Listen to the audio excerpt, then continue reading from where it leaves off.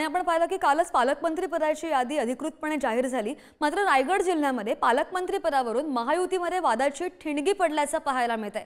अदिती तटकरे यांना पालकमंत्री पद दिल्याच्या निषेधासाठी सामूहिक राजीनामे पडलेले आहेत। शिंदेंच्या शिवसेनेच्या 38 पदाधिकाऱ्यांनी हे सामूहिक राजीनामे दिलेत।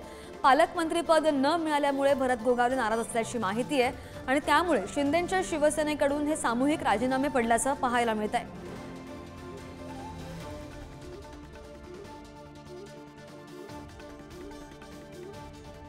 अदिती तटकरे या रायगड जिल्ह्याच्या पालकमंत्री आहेत। कालच अधिकृत यादी जाहीर झाली, मात्र त्यामुळे शिंदेंच्या शिवसेनेमध्ये कुठेतरी नाराजी आहे असं पाहायला मिळतंय। भरत गोगावले नाराज असल्याची चर्चा आहे, कारण की सगळ्यांना भरत गोगावले पालकमंत्री होतील असं वाटलेलं होतं, मात्र ती धुरा अदिती तटकरे यांना मिळालेली आहे। मात्र त्यावरून आता सामूहिक राजीनामे पडल्याचं पाहायला मिळालंय। महायुतीमध्ये कुठेतरी वादाची ठिणगी पडेल असं वाटतंय। पालकमंत्री पदावरून आपण ही बातमी पाहतोय। अदिती तटकरे यांना पालकमंत्री पद दिल्याच्या निषेधार्थ सामूहिक राजीनामे पडलेले आहेत रायगडमध्ये। शिंदेंच्या शिवसेनेच्या 38 पदाधिकाऱ्यांनी हे सामूहिक राजीनामे दिल्याचं कळतंय आणि ही दृश्य आपण पाहतोय।